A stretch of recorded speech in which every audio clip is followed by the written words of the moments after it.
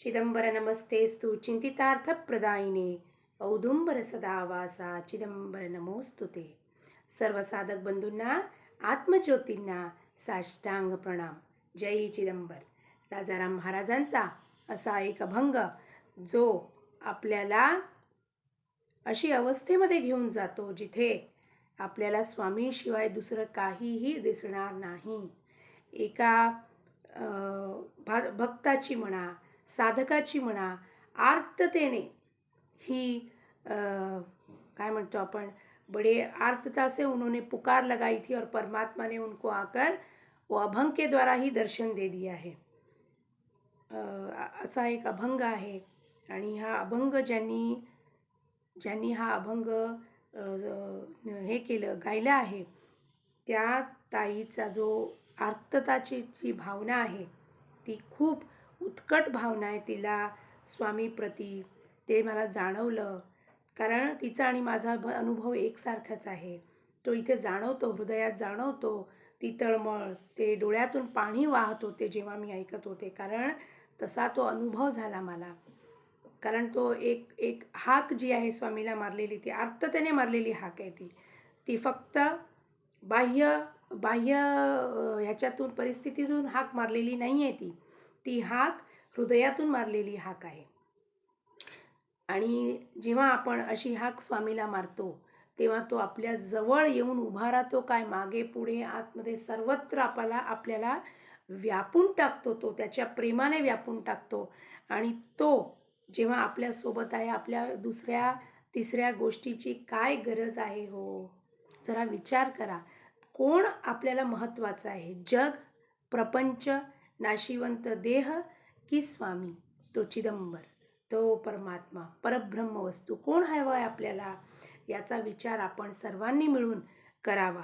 आणि विचार करता करताच, तो मथन करता करता जसं ताक घुसळत जातो आणि लोणी वर येत जाते, तसंच इथे विचारांचा मथन करत जावा. सारखा विचारांचा मथन करत जावा. मी काय करतो आहे?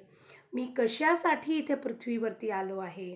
हा जन्म असाच वाया घालवायचा आहे का? प्रपंचाच्या क्षुल्लक गोष्टींसाठी, फालतू गोष्टींसाठी मन मारून किंवा मनाच्या मागे धावून आपण ज्या गोष्टी मिळवण्याचा प्रयत्न करतोय त्याच्यातून काहीही सुख मिळणार नाही. सनातन सुख एक परमात्मा शिवाय दुसऱ्या ठिकाणी नाही. हा माझा अनुभव आहे आणि तुम्हालाही ते अनुभव येणार, मिळणार. बहुतेकांना मिळाला असेल तर आपण सर्वांचा प्रयत्न करूया की स्वामी चरणी मन एकदा ठेवलं तर ते मन पुन्हा काढून जगात किंवा लोकांसाठी तो मन वापरू नका. जगत व्यवहाराला जेवढं पाहिजे तेवढं मन कामापुरती वापरावं आपण आणि पुन्हा स्वस्थानी आपण नामस्मरण करत राहावे. काय म्हणतात राजारामजी महाराज? सर्व सुख देता जवळी चिदंबर, सोडवी डोंगर दुःखाचे ते. प्रारब्धी लिहिले चुकविसी भोगासी, सामर्थ तयासी सर्व आहे. यालाही निश्चय दृढ अंतःकरणी, चिदंबर चरणी मन ठेवा. अविद्ये मायेने ताडिले जगास, नाही त्या विश्वास दास म्हणे. जय चिदंबर. काय म्हणतात राजारामजी महाराज?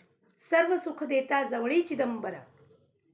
सर्व सुख देतोय आपल्याला तो आणि सर्व सुख द्यायला तयार आहे तो. आपण तयार आहोत का हो महाराज? विचार करावा.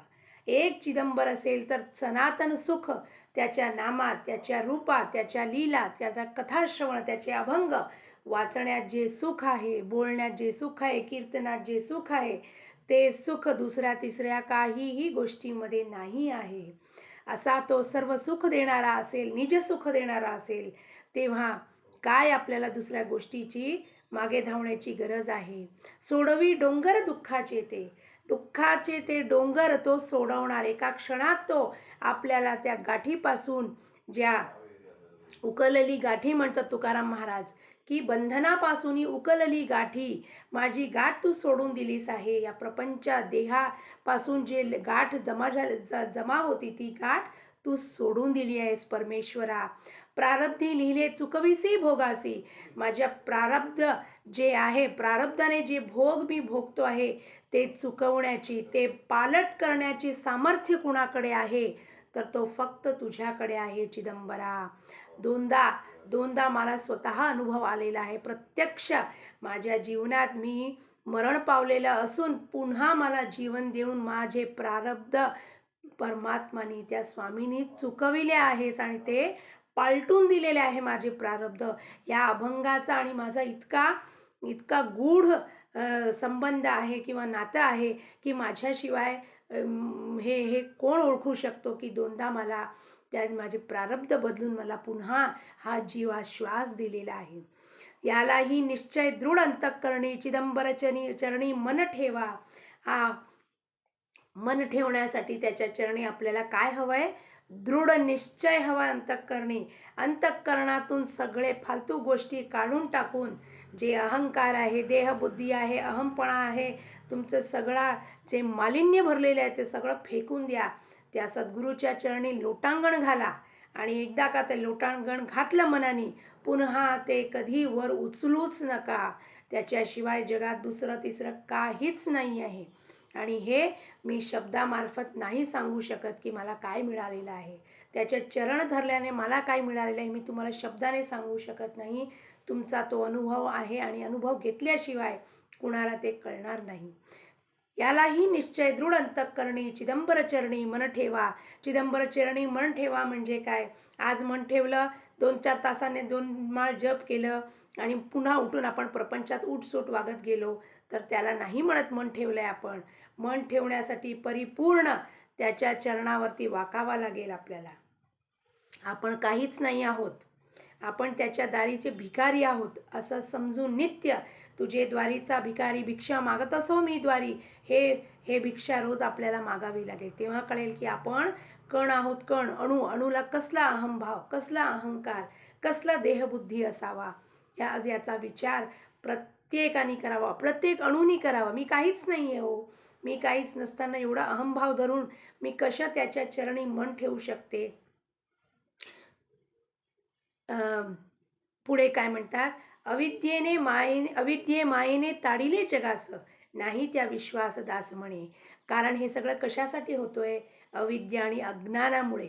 जगत आवरून घेतलेलं आहे अविद्येने, आणि माया जेव्हा तिची पडदा टाकते, समोर तो गरीब ब्राह्मण म्हणून बोलत होता तरी सगळ्यांनी मानलं तो गरीब ब्राह्मण आहे, तो काय करू शकतो, चमत्कार करतोय म्हणून.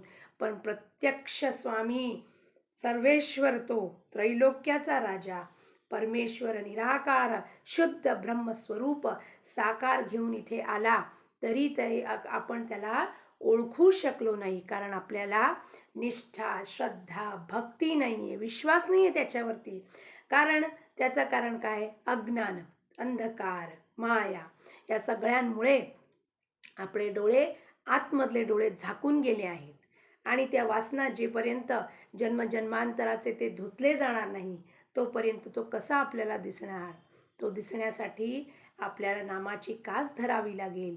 एक नामस्मरण जे आहे ते केलं की सर्व काही गोचर आपल्याला होणार. आणि ते गोचर होण्यासाठी फक्त आणि फक्त आणि फक्त आपल्याला काय करावं लागेल? दिवस रात्र, अहोरात्र, अहर्निशी ते नामस्मरण करावं लागेल. सतत चिदंबरा चिदंबरा चिदंबरा तुम्ही करत जा आणि तो आपल्याला गोचर होईल. कुठे गोचर होईल?